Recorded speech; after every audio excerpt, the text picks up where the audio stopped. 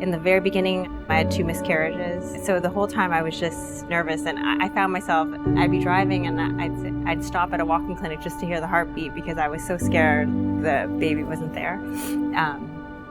Yeah, it was tough. I was told I had a hemorrhage in my uterus, so I was put on bed rest, so I couldn't even do any of the things I could do before. It was very different than my first. With my first, I was working out, lifting right to the very end of the pregnancy. With this one, I was put on bed rest. I also had an amniocentesis. It took over a year to try for the second. I was healthy, I was active, I ate a great diet, and I thought, this will be easy, and it just wasn't.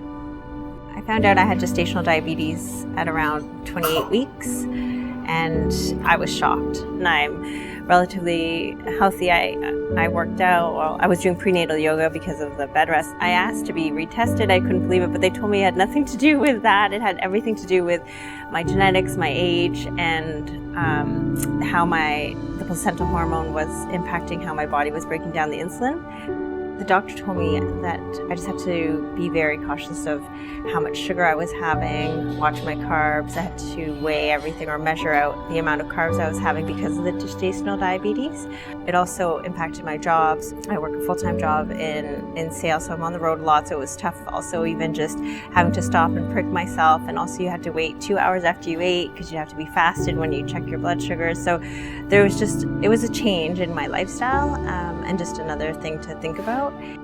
You think with gestational diabetes it happens to women who are inactive, who are overweight, who don't eat well, and that wasn't the case. I was older, and also they said my mom had diabetes, so that's probably a reason too. I eat healthy and I eat good, but I still had it.